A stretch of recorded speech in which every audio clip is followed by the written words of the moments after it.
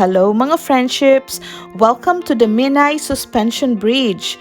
So this suspension bridge is spanning the Menai Strait between the island of Anglesey and the mainland of Wales. This bridge is designed by Thomas Telford and completed in 1826. This bridge is the world's first major suspension bridge. The bridge still carries road traffic and is a Grade 1 listed structure.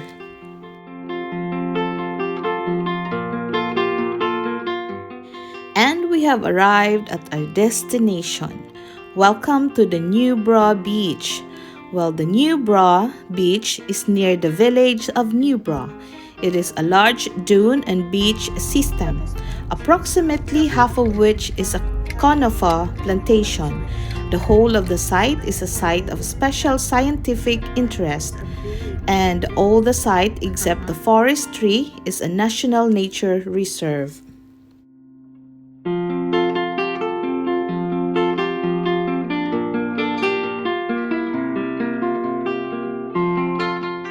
So, just a brief history mga friendships about the beach. So, it says here that afforestation of the shifting sands on the north side of the Warren began in 1947. So, this is partly to protect the village. So, artificial dunes were created and the area planted with Corsican and Scots pine. So, during the late 1970s and 1980s to mid-1990s, there were concerns that the water levels within the forest and within the neighboring Warren were falling due to the greater potential evaporation demand caused by afforestation. So with the result of that, winter flooding was not the same depth and the dune-slack pools were dying out sooner.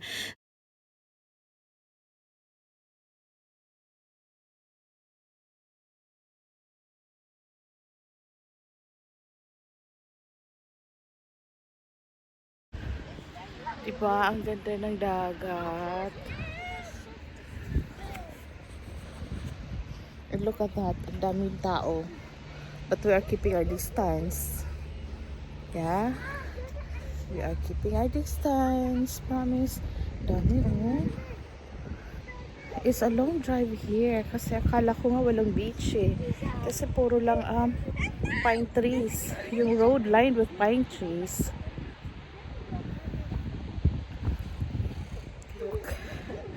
This is how it looks like here at the beach over there. So yeah mga friendships, parang those trees are affected na nga ng afforestation. But it says here that however, most UK Atlantic dune systems also reported low water tables. So due mainly to low winter rainfall during these times. So to address these concerns, clearings have been created in the forest. So I think that is the result of the clearing na. And the forest bordering, the Warren was heavily thinned. So proposals were put forward in 2004 to remove large parts of the forest. The local community and some conservation groups objected, and the forestry commissions and the countryside councils for Wales are currently carrying out public consultation that will shape the future management of the Newbrough.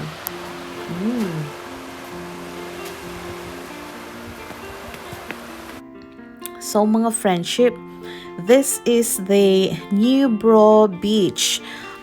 It is a beach stunningly long, which is flanked by the equally beautiful Newbrough forest. So this is the forest I told you about. So this is situated in the southwest tip of Anglesey, just around the corner of Menai Beach or Menai Point. The Newbrough Beach is almost two beaches semi-divided by two islands. I cannot say the name of the islands properly. So this beach is also great if you enjoy walking. Although kite surfing is also growing in popularity due to the exposed westerly wind from the Atlantic. So this beach is growing more in popularity for paddle boarding as well. This is the beach where Robson Green learned to paddle board with psych paddle boarding on the ITV series Coastal Lives. So this is a popular beach.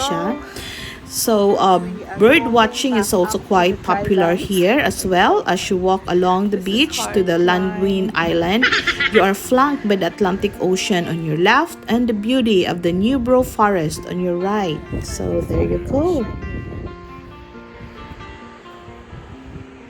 Against the light, towards the light. So on this beach, there is also a so-called Newbrough Forest Walk. So you know that road where we drove going in, where it is lined with pine trees, that is the forest, and that is where you can do the forest walk. So the Newbrough forest was originally planted over an 18-year period between 1947 and 1965. So the idea of the forest was to protect the village of Newbrough from blowing sand and stabilize the vast area of sand on the beach and Warren. So Newbrough Forest is a mixed-use site by walkers, horse riders, runners, and cyclists. So it is possible to walk along this beautiful, long, clean, sandy beach and walk back through the stunning Newbrough Forest, popular for its red squirrel population, one of the largest on Anglesey. Yeah, so I think it's a beautiful forest.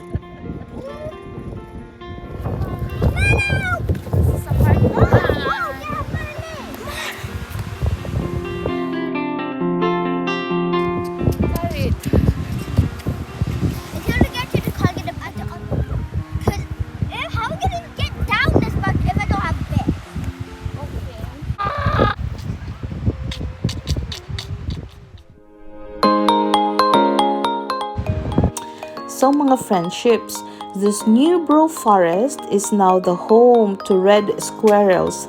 So it will be hard pressed to find a gray squirrel in Newbrough forest, and the gray squirrel are the most common ones. That's because the forest and a few other sites on Anglesey, including the other island that I cannot say, I cannot pronounce, and Beaumaris is now the home of the once endangered red squirrel. So it's the gray squirrel that now feels endangered. So there you go. So these rusty little critters were introduced into the forest by the Anglesey Red Squirrel Project and a number of other blessed agencies. So the other forest provides ideal condition for the reintroduced red squirrel, though you'll be lucky to see them while sticking to the main paths. The large canopy connectivity of the pine trees provides a large habitat, though there are concerns that the clear filling of certain areas of the forest according to the EC directives may cause a limiting factor to the size of the future red squirrel population. Nice one. Or when we drive coming here, the street is lined with pine trees and they're really planted really close close to each other. I think that is to protect the community because there's a residential houses in those countries. So there you go. So I am now walking through the sand dunes.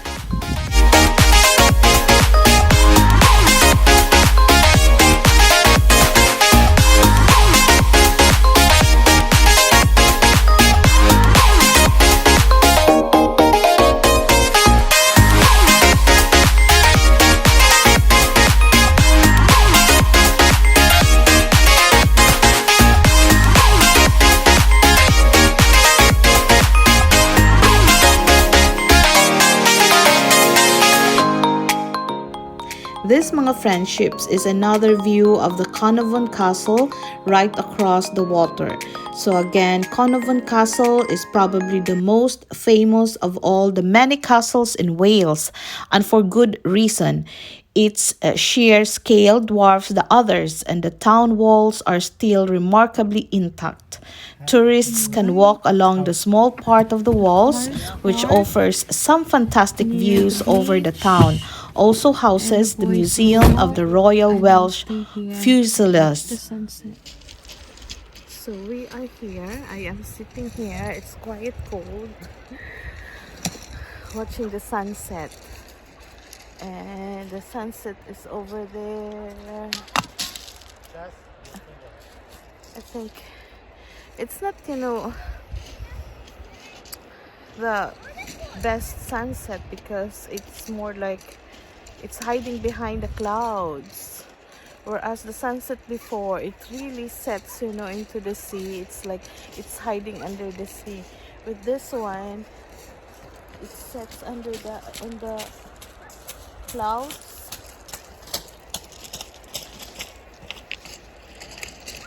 Yeah. So, oh my God, be careful, Kasha.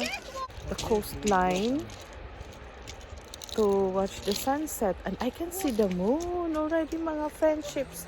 Look at that. I cannot see the moon, but I can see the moon. Where? There's a moon already there. Oh, half moon. There, behind you. Oh,